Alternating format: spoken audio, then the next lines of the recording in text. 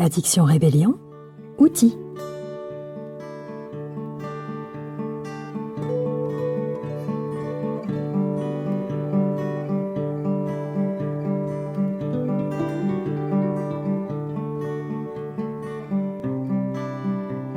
Garde à l'esprit que la seule façon sûre de ne jamais devenir accro à quelque chose, c'est de ne pas commencer, et que la seule façon sûre de ne jamais replonger, c'est de ne pas recommencer.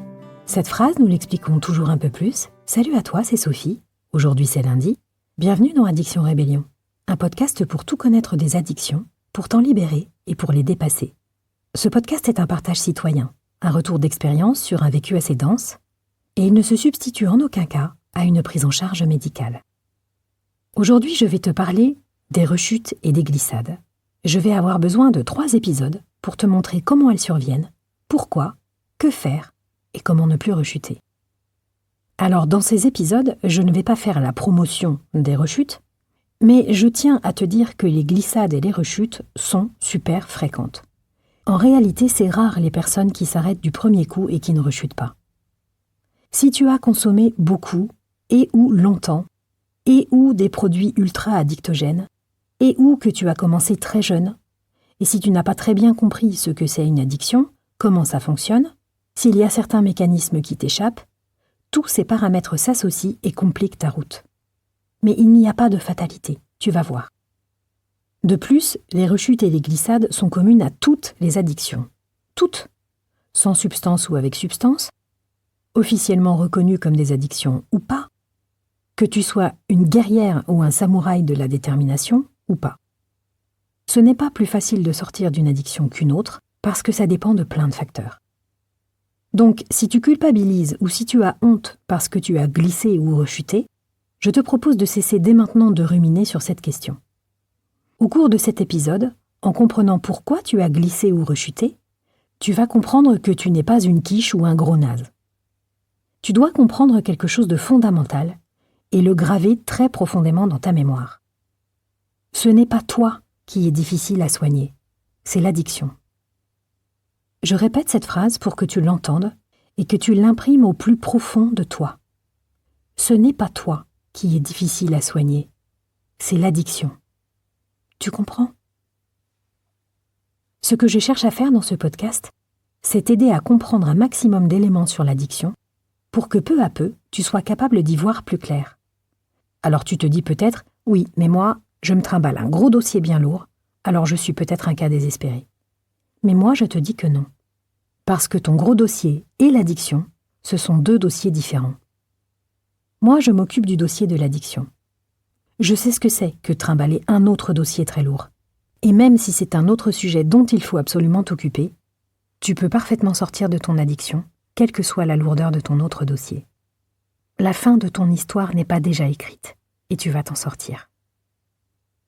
La deuxième chose importante que tu dois savoir, c'est que les rechutes et les glissades, aussi horribles, décevantes et décourageantes soient-elles, peuvent être relues positivement. Et ça, ce n'est pas de la démagogie. En réalité, tout dépend de ce que tu vas faire de cette glissade ou de cette rechute. Je vais te guider pour que tu puisses t'en servir vers ton chemin de libération définitive. Mais je vais commencer par faire le point sur ce qui est désagréable dans le fait de glisser ou de rechuter. Cette mise au point peut te sembler superflue, mais en fait, presque tout est là. Encore une fois, tout dépend de ce que tu vas en faire. Les côtés relous de la glissade ou de la rechute sont nombreux. Déjà, pendant plusieurs heures, tu perds complètement le contrôle, et ça peut avoir des conséquences négatives concrètes sur ta vie, sur ton corps, sur tes relations ou sur tes proches. Parfois, quand on dérape, on fait des trucs un peu compliqués à assumer, et ça ne facilite pas les choses. Ensuite, une fois que tu es sorti du high, pendant plusieurs jours, tu te sens super mal. Et pendant 1 à quelques semaines, tu te sens au fond du trou. Ce n'est pas agréable à vivre. Mais je te montrerai comment cette épouvantable expérience peut te remettre en meilleure voie un peu plus tard dans cette mini-série. Tout d'abord, pourquoi je parle de glissade et de rechute ? C'est une distinction inhabituelle dans l'univers de l'addictologie, et à vrai dire, le mot glissade, c'est un mot à moi. En addictologie, on va plutôt parler de faux pas. Mais je n'aime pas ce terme. Je suis sensible aux définitions, comme tu le sais, et dans faux pas, il y a une notion de faute morale et de responsabilité implicite qui me dérange. Dans écart, il y a une idée de transgression volontaire d'une règle. J'ai fait un écart, un peu comme si je l'avais fait exprès. Et le mot dérapage fait un peu mauvais pilote à mon goût. Donc je préfère le mot glissade parce qu'il évoque bien le côté accidentel et inattendu, la perte d'équilibre non intentionnelle qui survient alors qu'on était en chemin et qu'on ne l'a pas senti venir. Je fais la différence entre glissade et rechute parce que la rechute s'installe dans le temps, alors que la glissade, tu cherches à la rattraper. Derrière une glissade, il peut y avoir une désescalade et une reprise de contrôle, alors que derrière une rechute, l'addiction se réinstalle de façon chronique. Une rechute, c'est le fait de retomber dans la consommation régulière. Tu n'as pas forcément totalement abandonné l'espoir ou le projet de l'abstinence, mais en tout cas pour l'instant, tu as baissé les bras parce que pour 1000 raisons, c'est trop difficile. La glissade, ce n'est pas pareil. Alors que ton sevrage ou que ton abstinence est commencé depuis quelque temps, tout à coup, les choses t'échappent et tu te retrouves à consommer. Mais juste après, tu réalises que ce n'est pas ce que tu veux et tu essaies de redresser la barre et de revenir à ton objectif d'abstinence. D'une certaine façon, sur ton chemin, la glissade est un moment de bifurcation. Tu as glissé sur une plaque de verglas et tu dois faire un effort pour te remettre sur pied. Devant toi, il y a le chemin vers l'abstinence et le chemin vers la rechute. Mais ton objectif d'abstinence reste fort. Il est fréquent dans les parcours d'abstinence qu'il y ait même plusieurs glissades, plus ou moins espacées, pendant plusieurs mois, voire plusieurs années, avant que l'abstinence s'installe, tranquille et durable. En fait, il n'y a pas de règle. Bien sûr, moins il y a de glissades et plus ta vie est calme. Mais si chacun pouvait décider soi-même de la facilité ou de la difficulté pour sortir d'une addiction, ce podcast n'existerait pas. Dans cet épisode, je vais te parler autant de la rechute que de la glissade. Évidemment, toute rechute commence d'abord par une glissade. Et plus tu glisses tôt dans ton sevrage, au tout début par exemple, plus elle a de risques de se transformer en rechute. Dans le cas du sevrage tabac, par exemple, sur lesquels il y a des études chiffrées, on s'est rendu compte que 50% des rechutes arrivent dans les 7 premiers jours et 80% dans le premier mois. Tu vois, c'est tôt. Quand tu dépasses le premier mois, tu as de moins en moins de chances de rechuter.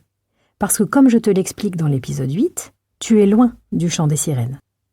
Plus la glissade est proche de ton arrêt, plus le risque de rechute complète et de reprise des consommations chroniques est élevé. Pourquoi ? Parce que ta sensibilité au yo-yo dopaminergique est encore très active. Ton cerveau réagit toujours fortement aux indices, tels que cendrier, publicité, évocation, invitation, image ou parfum, souvenir, proposition, accès, et ta mémoire de la consommation est encore très accessible. Parallèlement à ça, tes nouvelles stratégies sont encore fragiles, parce qu'elles sont très jeunes. Tes nouveaux comportements et tes nouvelles routines ne sont pas encore devenus automatiques ni très solides. Et sortir de l'addiction te demande encore beaucoup d'efforts. Au début, c'est une grosse charge mentale. Et puis, ta balance décisionnelle n'est pas encore très stable. Tu n'as pas encore expérimenté les bénéfices de l'abstinence. Et il y a des moments où tu doutes du bien-fondé de ta démarche. Enfin, il y a un phénomène que dans le jargon, on appelle l'effet de violation de l'abstinence. C'est le fait de te dire « j'ai craqué, donc j'ai échoué, donc je ne suis pas assez fort, ou c'est trop difficile pour moi, donc autant continuer à consommer ». C'est la dégringolade, quoi. Cet effet est d'autant plus fort quand la glissade arrive précocement. Tout simplement parce que ton identité de personne abstinente n'est pas encore assez installée, assez vécue, assez expérimentée ni assez construite. Tu n'as pas encore assez d'historique de réussite derrière toi sur lequel t'appuyer. J'y reviendrai. Tout cela pour souligner l'importance de ne pas te lancer dans un sevrage à l'arrache, de soigneusement préparer ton nouvel environnement et tes nouveaux modèles de comportement. Ça demande une certaine préparation pour être prêt à contourner les pièges parsemés sur le chemin jusqu'à la sortie. Je vais commencer par décrire ce qui se passe juste après la glissade, après ta dernière conso. Une fois le pic dopaminergique passé, tu expérimentes plusieurs phénomènes pas cool. La descente, suivie, si tu ne reconsommes pas, d'un syndrome de sevrage et d'une phase qu'on appelle l'anti-récompense. Je te fais un portrait robot de ces phases.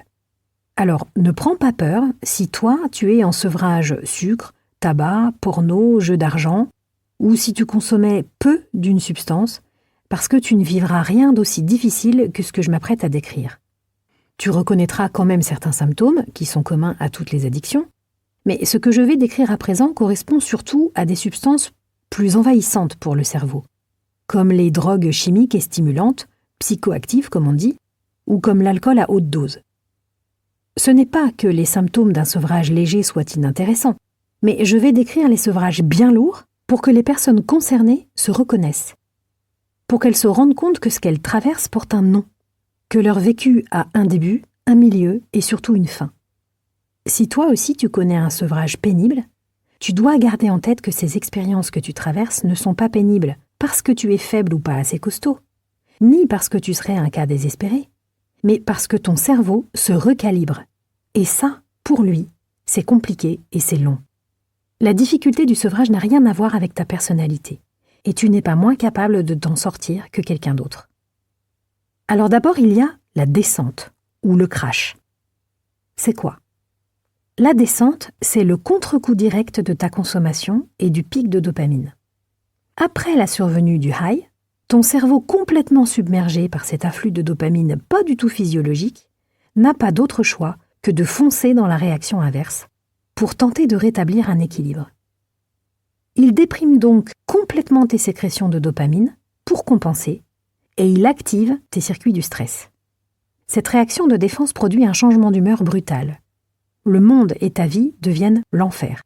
L'anxiété grimpe en flèche, tu vois tout en noir, tu es irritable, une fatigue intense s'abat sur toi, tu te retrouves sans énergie, sans motivation, épuisé, et tu as beaucoup de mal à penser. Tu es au fond du trou, vidé. Toute consommation addictive produit un phénomène de descente. Et cette descente est particulièrement désagréable avec la cocaïne et le crack, les catinones comme la 3-MMC, et les amphétamines, la MDMA et l'ecstasy. Cette réaction de ton corps est inévitable, il ne peut pas faire autrement. C'est l'effondrement qui fait suite au pic. Bien sûr, quand on te vend une substance addictogène, malheureusement, on ne te vend que le high. On ne t'explique pas que tu vas devoir un jour ou l'autre expérimenter le down de plus en plus fortement. C'est un peu comme si quelqu'un essayait de te vendre une pièce de monnaie en te vantant les vertus trop cool du côté pile et qu'il oubliait complètement de te parler du côté face. Or, une pièce a deux côtés et tu ne peux pas avoir l'un sans l'autre. Après le moment d'euphorie ou de soulagement, tu vas expérimenter l'exact inverse, c'est-à-dire la dépression et l'horreur, parce que ton cerveau compense ta conso. Quand tu ressens cet état terrible, c'est ton corps qui essaie de survivre, et il le fait en mobilisant activement tes mécanismes de stress. Il entre dans un authentique état de panique. C'est pour ça que tu te sens super mal. Alors ça peut être flippant, mais aussi pénibles soient tes symptômes, dis-toi que ton corps est au boulot. Il galère, mais il redémarre. Et même si c'est pas super flagrant, il gère. Dans cet état, tu as besoin de repos, de soutien et de comprendre que ce qui t'arrive est une conséquence inévitable de ta consommation. Ça va passer. Après cette désagréable expérience qui peut durer de quelques heures à 2 jours, si tu tiens le coup et que tu ne reconsommes pas, tu entres en période de sevrage. Et là, tu vas expérimenter un syndrome de sevrage plus ou moins fort, dont les effets vont durer entre quelques jours et quelques semaines. Les symptômes de ton syndrome de sevrage dépendront non seulement de la nature de tes consommations, mais aussi de la durée de ton addiction, des doses, des fréquences et de ton état. Là aussi, tu peux avoir peur de l'intensité et de la durée des symptômes, mais de la même manière, ton corps donne son maximum pour te sortir de là. Il est plus lent que tu aimerais, mais il va y arriver, n'en doute pas. Les opioïdes, comme l'héroïne et le fentanyl, présentent les pires tableaux de sevrage, parce qu'ils sont accompagnés de douleurs physiques, de frissons, de sueurs, de trucs comme ça. La cocaïne apporte des diarrhées, de l'hypersomnie en journée et de l'insomnie nocturne, des ruminations, des cauchemars, des douleurs nasales et dentaires, de l'acidité, des nausées, des migraines, et c'est la tempête pendant quelques heures. Plus les heures s'égrènent, plus les effets s'adoucissent. Le syndrome de sevrage alcool peut être soit très soft, si tu étais dans une addiction légère, soit très inconfortable, voire carrément dangereux, si tu étais dans une addiction sévère. Dans ce cas, je te recommande très vivement et très sérieusement de t'entourer de professionnels parce qu'il y a des risques mortels. Dans certains sevrages compliqués, ton cœur peut manquer de sang, tu peux avoir une déshydratation tellement forte qu'elle détériore tes organes, tu peux te blesser en perdant connaissance ou sous le coup d'hallucinations. Donc en cas d'addiction sévère, et tu te connais, fais-toi accompagner. Ça ne va pas être marrant mais c'est plus sûr. De toute façon ce ne sera pas pire et tu ne le regretteras jamais. Le sevrage alcool apporte en séquelles des migraines, des vertiges, des nausées, des vomissements, des cauchemars, des ruminations, des palpitations cardiaques, des tremblements et un risque de pensée délirante. Le sevrage des benzodiazépines fait partie des moins sympas aussi, et il peut être long. Pendant parfois plusieurs mois, si tu t'es sevré à l'arrache et d'un seul coup, tu peux ressentir une très forte anxiété, mais vraiment une anxiété plus, une impression de panique et d'attaque de panique fréquente, des tremblements, de l'hypersensibilité au bruit, au toucher, à la lumière. Il peut y avoir des symptômes de déréalisation ou de dépersonnalisation, des palpitations, des sueurs, des tensions musculaires, des migraines, des sensations de fourmillement ou d'engourdissement, une insomnie majeure, un sommeil non réparateur, des ruminations plus, l'impression continue d'être à vif, d'être en alerte constante. Le sevrage benzo, il est pas cool. C'est pour ça qu'on conseille un encadrement médical soigneux. Et en effet, j'ai bien vu chez mon proche qui s'est sevré à l'arrache que les séquelles ont duré longtemps. Elles n'étaient pas aiguës tout le temps, heureusement, mais il y a eu de nombreux épisodes difficiles. En tout cas, quel que soit le produit ou le comportement duquel tu essaies de te sevrer, après le syndrome de sevrage, tu as franchi le cap le plus dur physiquement. Le pire est derrière toi. En principe, à part pour les benzodiazépines où ça peut être plus long, tu as une mauvaise semaine à passer, peut-être 2. N'oublie pas pendant cette traversée que même si ça ne te semble pas évident, de jour en jour, ton corps va mieux aujourd'hui qu'hier. C'est pendant le sevrage que tu peux dans certains cas bénéficier d'un traitement médical pour réduire les effets du sevrage, même s'il n'y a pas forcément de traitement pour tous les sevrages, et qu'il faut peser le pour et le contre avant de prendre un traitement. Un encadrement sécure et soutenant peut apporter beaucoup de soutien pendant cette phase. Alors il y a des sevrages moins hard que ce que je viens de décrire. Les sevrages comportementaux ou certaines substances un peu moins stimulantes provoqueront des syndromes plus légers, qui pourront même passer inaperçus. Alors c'est à la fois un atout d'avoir des sevrages légers, et en même temps, ça peut compromettre la réussite de ton abstinence. Parce que comme tu t'es arrêté facilement la première fois, tu peux avoir l'impression que tu vas gérer. Tu peux avoir l'impression que consommer n'est pas si problématique que ça, et tu peux replonger. Mais si ça t'arrive, tu es en danger, parce que tu perds de vue que les consommations de produits addictogènes produisent de l'addiction, et que l'addiction, c'est un phénomène qui se renforce. Et comme tu ne sais pas où cette rechute te conduit, tu peux te retrouver petit à petit à expérimenter des sevrages de plus en plus difficiles. Donc certes, un syndrome de sevrage léger est moins difficile à vivre, mais un sevrage trash, d'une certaine façon, c'est un atout pour ne pas recommencer. Je ne sais pas si ça peut t'aider à te situer, mais je peux te raconter mes propres syndromes de sevrage, en les replaçant dans leur contexte. Le pire pour moi a été d'arrêter le café. Et comme j'ai rechuté plusieurs fois, j'y suis passée à chaque fois. Alors, comparé à un sevrage benzodiazépine, je vais peut-être avoir l'air ridicule. Mais je te laisse découvrir ce que j'ai enduré en arrêtant le café après 30 ans de consommation excessive.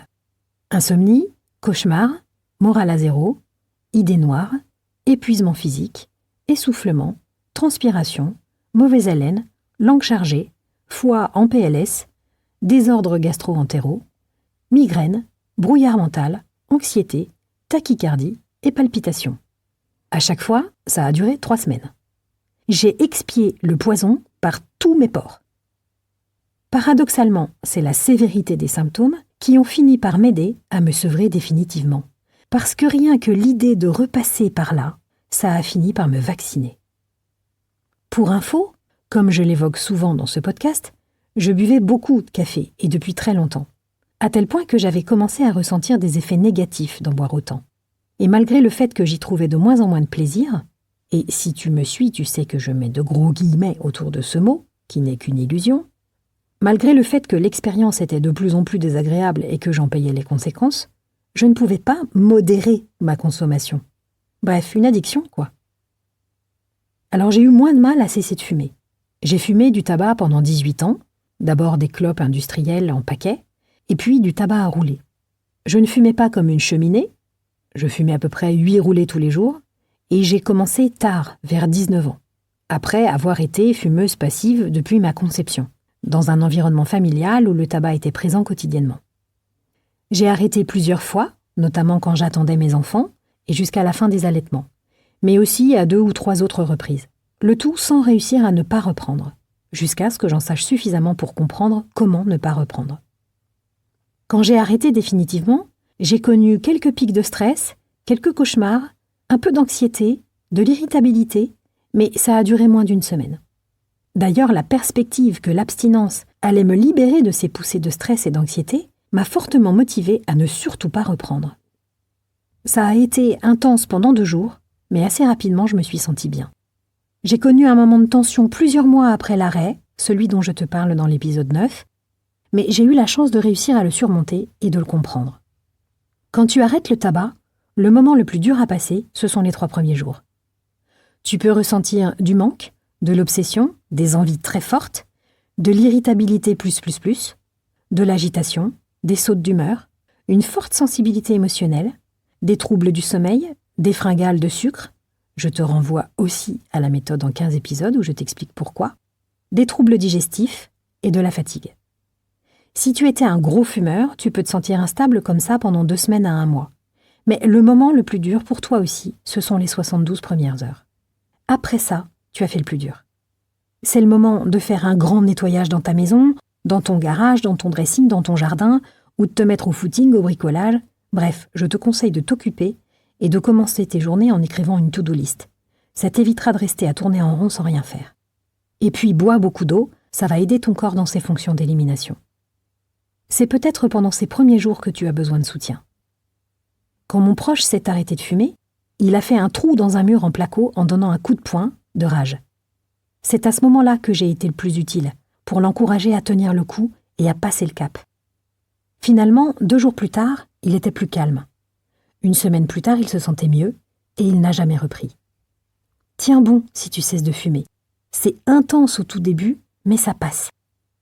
Si jamais tu n'as pas écouté la méthode en 15 épisodes de cette chaîne, je te la recommande parce qu'elle éclaircit les idées, elle lève le voile sur les zones d'ombre dont tu n'as pas conscience et elle te prépare à traverser cette période. Pour l'alcool, je dois bien admettre que mon sevrage a été facile. Mais mon expérience correspond aux statistiques. Le syndrome est léger quand tu arrêtes l'alcool à un stade d'addiction léger à modéré. Ça passe le plus souvent comme une lettre à la poste. D'où d'ailleurs l'intérêt de t'arrêter avant d'être dans une addiction sévère. Et mon vécu personnel confirme ces observations statistiques. Je buvais trop, ça c'est sûr, j'en payais les conséquences et la note était d'ailleurs particulièrement salée pour mon organisme, mais je n'avais pas encore de symptômes d'addiction sévère. En tout cas, je te le dis, arrêter l'alcool quand il est encore temps, et je ne parle pas de modérer mais bien d'arrêter, non seulement c'est une excellente idée, mais en plus c'est quand même relativement facile. Quant au sucre, mon syndrome de sevrage vaut le coup d'être décrit parce que je ne suis pas sûre que tout le monde connaisse autant de symptômes que moi. Alors ça peut t'aider à te reconnaître, même si, heureusement pour toi, tu ne vivras sans doute pas tout ça. Pour ma part, 1 à 2 jours après la consommation de quelque chose de sucré, et pendant 1 bonne semaine, j'ai relevé et noté les symptômes suivants. Maux de tête, acné, torticolis, crampes nocturnes, hémorroïdes, réveil nocturne, cauchemar, fatigue extrême, morale au fond des chaussettes, anxiété, rumination mentale, vision négative et pessimiste de la vie, perte de motivation, désintérêt pour mes projets ou mes passions, essoufflement, fatigue au moindre effort, accablement, découragement, irritabilité et impatience, douleurs physiques, articulaires, musculaires, sensation d'avoir la langue brûlée, perte presque complète du sens du goût, langue chargée, mauvaise haleine, visage gonflé, prise de poids, rétention d'eau, désordre gastro-entéraux, apparition d'hématomes, des petits bleus sur les cuisses surtout, transpiration, brouillard mental, difficulté à me concentrer. Sympa, n'est-ce pas? D'autres peuvent aussi expérimenter le syndrome des jambes sans repos et des tremblements, ce qui n'était pas mon cas. Alors, vu que l'abstinence te libère non seulement de l'envie de sucre, mais aussi de tous ces symptômes, évidemment ça motive. Là aussi, boire beaucoup d'eau, te mettre au chaud, bien te couvrir, utiliser une bouillotte, boire de la tisane bien chaude, te promener, sortir dans la nature, voir du monde, bouger, danser, te cocooner, te faire masser, ranger, trier des trucs, lire, regarder de beaux films, respirer, méditer, écouter des trucs inspirants. Tout ça, ce sont des aides précieuses. Il y a un autre sevrage dont je ne parlerai pas ici, c'est le sevrage des ruminations mentales, et je t'en parlerai dans la mini-série qui sera consacrée à ce sujet, qui est encore en cours d'écriture, alors je ne reviens pas dessus. Voilà pour les symptômes du syndrome de sevrage. Une fois passé la descente et le syndrome de sevrage, il reste encore à traverser l'étape qu'on appelle l'anti-récompense. La période d'anti-récompense est moins trash que le syndrome de sevrage, même pour les sevrages les plus hards dont j'ai parlé plus tôt, mais bon, elle offre ses contrariétés non négligeables. Pendant cette période plus ou moins longue, qui peut durer quelques semaines, voire quelques mois dans certains cas, comme pour le sevrage des benzodiazépines, il est normal que tu ressentes par moments une anxiété forte. Il est fréquent de voir souvent tout en noir, de façon durable, de n'avoir parfois aucune énergie, aucune motivation, de te sentir à plat, vide et sans aucune envie. Il est fréquent d'être hypersensible au stress et de te sentir tendu, d'avoir l'impression que ça ne s'arrêtera jamais, que c'est trop dur et que c'est trop long, et de te sentir super mal de façon chronique. C'est un moment moins spectaculaire que le syndrome de sevrage, mais c'est une période plus pernicieuse, parce qu'elle te donne l'impression que tu ne t'en sortiras jamais. C'est un moment critique dans ton sevrage, parce que c'est à ce moment-là que ton cerveau réclame le plus. Il te pousse à consommer pour que tu soulages rapidement cet état de mal-être. Sauf que tu comprends bien désormais dans quel cercle vicieux une reconsommation t'entraînerait. C'est important pendant cette période de recevoir du soutien et d'avoir des stratégies fortes. Je t'en reparlerai. Heureusement, l'abstinence maintenue finit par avoir raison de cet état. Dans les débuts de ton sevrage, ton état de mal-être chronique, c'est-à-dire l'anti-récompense dont je viens de parler, peut être entrecoupé de moments de descente surprise, comme après une conso. Et tout à coup, tu te sens encore pire pendant quelques heures. Malheureusement, c'est normal aussi. C'est pénible, mais ça finira par ne plus arriver. Je te le dis pour que tu gardes espoir quand tu passes par là. Au moment où tu te dis « Non mais laisse tomber, c'est mort, j'y arriverai jamais, c'est pas normal, je peux pas continuer à sourire comme ça s'arrêtera jamais en fait. » C'est un état passager.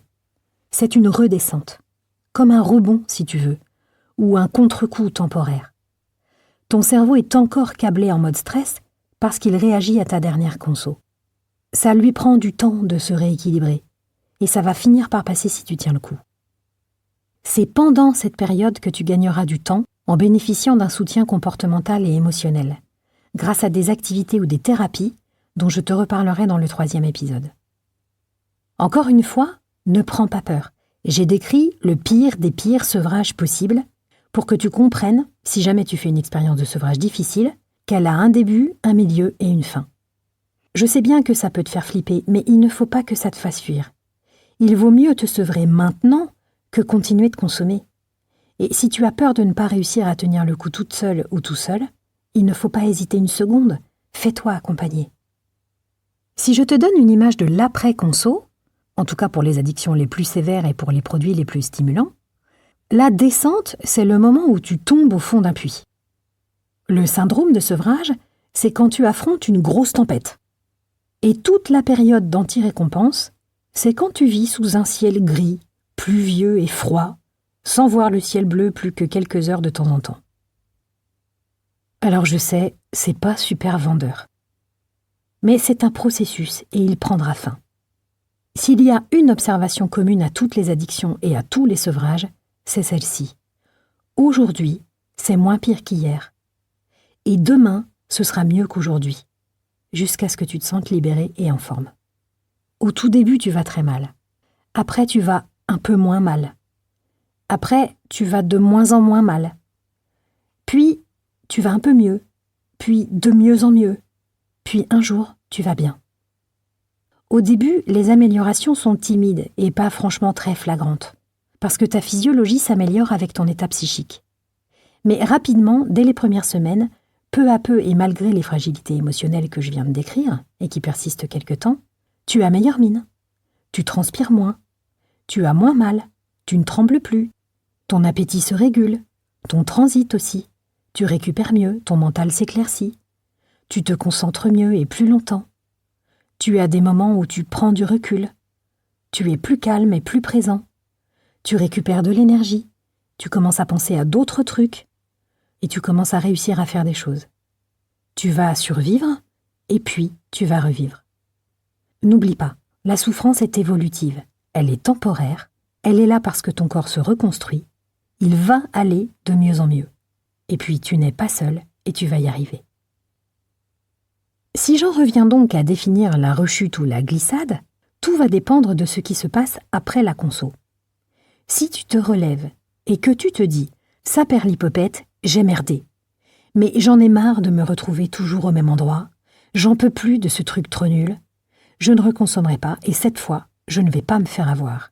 Je vais comprendre comment ça s'est passé et je vais me préparer pour ne pas retomber dans le piège. » Si c'est ça qui se passe, c'est une glissade.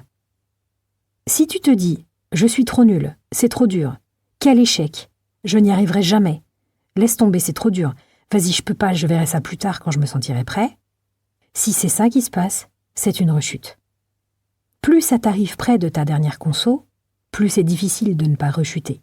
Alors ne te flagelle pas. Ce n'est pas toi qui est difficile à soigner, c'est l'addiction. Pour que ta glissade ou ta rechute ne t'ait pas servi à rien, tu vas devoir analyser ce qui s'est passé. La première chose à comprendre, c'est que la rechute ou la glissade ne commence pas au moment où tu consommes. En vérité, elle commence avant la conso. C'est de ça dont nous allons parler dans le prochain épisode. Si tu penses que cette mini-série peut aider une autre personne, ne te pose pas 30 fois la question pour décider si tu dois lui envoyer le lien ou pas. Fais-le. Tu l'aideras peut-être. Pense à le partager sur tes réseaux ou en vrai, en parlant autour de toi. Et si tu veux aider la chaîne, je t'invite à poster un commentaire, parce que c'est ce que l'algorithme préfère. Pense également à liker et à t'abonner. Et dans tous les cas, je te remercie tout plein de soutenir mon travail, parce que ça fait du bien. Je te retrouve bientôt. D'ici là, garde à l'esprit que la seule façon sûre de ne jamais devenir accro à quelque chose, c'est de ne pas commencer, et que la seule façon sûre de ne jamais replonger, c'est de ne pas recommencer. À bientôt. Bye bye.